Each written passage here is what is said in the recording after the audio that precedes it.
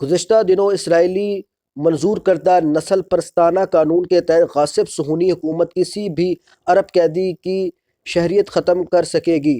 یاد رہے کہ سخت گیر صہیونی لیڈر ایتمار بن گویرہ کی نیتن یاہو حکومت میں شامل ہوتے ہی آئے دن فلسطینیوں کے خلاف کئی نسل پرستانہ اقدامات کیے جا رہے ہیں۔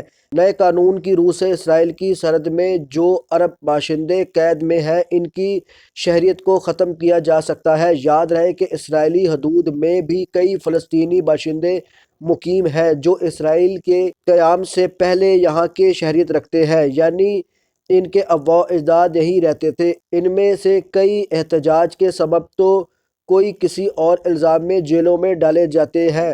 اب یہودی انتظامیہ کو اختیار ہوگا کہ وہ نہ صرف ان کی شہریت ختم کر دے بلکہ انہیں فلسطین اتھارٹی کے حوالے کر دے۔ جب ان قیدیوں کو فلسطینی اتھارٹی کے حوالے کر دیا جائے گا تو انہیں بطور شہری ملنے والے سارے حقوق سلب ہو جائیں گے اور وہ کیمپوں میں رہنے پر مجبور ہوں گے۔ یہی وجہ ہے کہ فلسطینی قیدیوں کے حقوق کے لیے کام کرنے والی کئی تنظیموں نے اس نئے قانون کو فلسطینیوں کی دربدری کا نیا حربہ قرار دیا ہے۔ کینسٹ اسرائیلی پارلیمنٹ 71 اراکین نے بل کی حمایت کی اور 9 اراکین نے اس کی مخالفت میں ووٹ دیا۔ کینسٹ رکن احمد طیبی نے کہا ہے کہ یہ بنیادی طور پر نسل پرستانہ قانون سازی ہے۔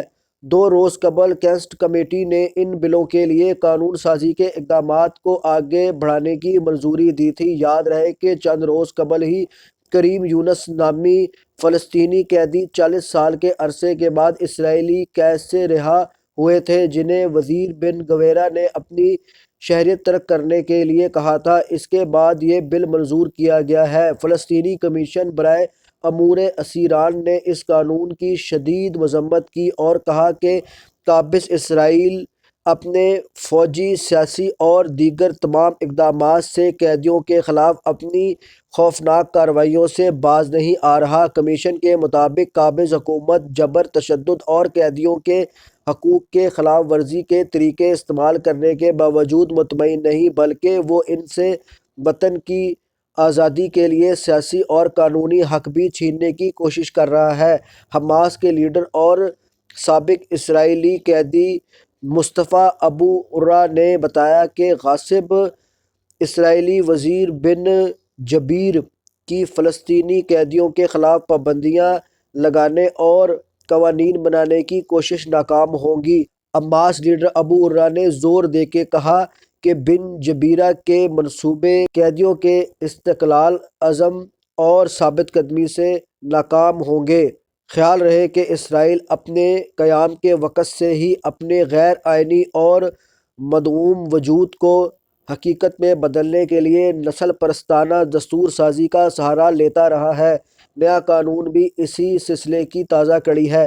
اسرائیل کی نئی حکومت کی شرانگیزیوں کو دیکھ کر یہ صاف پتہ چل رہا ہے کہ نیا سال مشرق وسطیٰ کے لیے کوئی امید افزا پیغام لے کر نہیں آیا ہے۔ بنجمن نیتن یاہو ایک دفعہ پھر وزیر اعظم بن گئے ہیں۔ ان کی نئی حکومت میں انتہائی دائیں بازو کے صہیونی جماعتوں کے کئی جنونی سیاستدانوں کو وزارتی عہدوں پر فائز کیا گیا ہے۔ ان میں سب سے خطرناک شخص جیوش پور پارٹی کا سربراہ بن گویرہ ہے جسے عدالت نے نسل پرستی اور دہشت گردی کی حمایت کا مجرم پایا تھا۔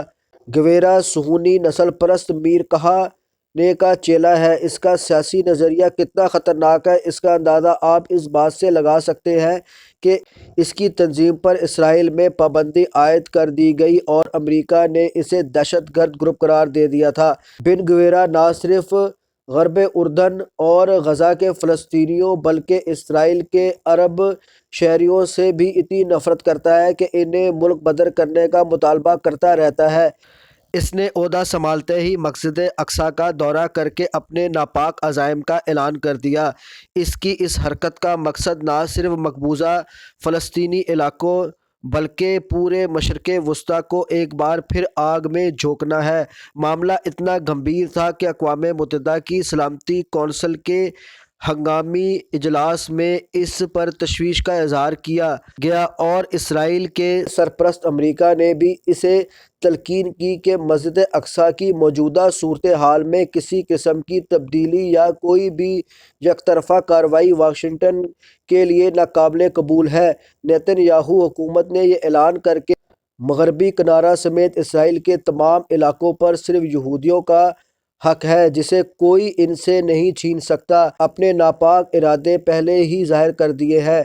اس حکومت میں اسرائیل کی سخت گیر صہیونی جماعتوں کے ایسے بدقماش انتہا پسند نسل پرست لیڈر شامل ہیں جس کی سیاست کا دارومدار ہی فلسطینیوں اور عربوں سے نفرت پر ہے۔ اس فسطائی ٹولے کے اقتدار میں آنے سے غرب اردن کے علاقوں کا اسرائیل میں ناجائز انضمام کا اور فلسطینی سرزمین پر غیر قانونی یہودی بستیاں تعمیر کرنے کا خطرہ بڑھ گیا ہے۔ اس بات کا بھی خدشہ ہے کہ بہانے سے مسجد اقصیٰ کے تقدس کو پامال کر کے فلسطینیوں کے جذبات مشتعل کیے جائیں گے۔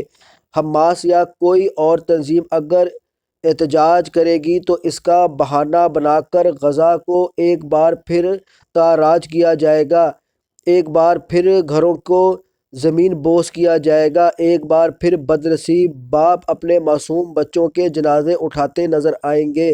نیتن یاہو پر عدالت میں کرپشن اور اختیارات کی بیجا استعمال کے مقدمے چل رہے ہیں۔ ان کے جیل جانے سے بچنے کی ایک ہی صورت ہے کہ وہ اقتدار میں رہیں، اور اقتدار میں رہنے کے لیے انہیں ان انتہائی دائیں بازو والی مذہبی جماعتوں کی حمایت کی ضرورت ہے۔ اس لیے نیتن یاہو سے یہ توقع نہیں کی جا سکتی کہ وہ بن گویرا جیسے اتحادیوں کی جارحیت پر لگام لگا سکیں۔ بن گویرا ایک عرصے سے حرم الشریف احاطے میں یہودیوں کے لیے عبادت کے مساوی حقوق کی حصول یابی کی مہم چلا رہا ہے۔ اب جب وہ کابینہ کا طاقتور وزیر بن گیا ہے اور پولیس اس کی غلام بن گئی ہے تو اس بات کا ڈر ہے کہ وہ کبھی بھی مسجد اقصیٰ میں دوبارہ داخل ہو کر ایسا بحران پیدا کر سکتا ہے جو مشرق وسطیٰ کی ایک نئی جنگ کی آگ میں جھونک دے گا۔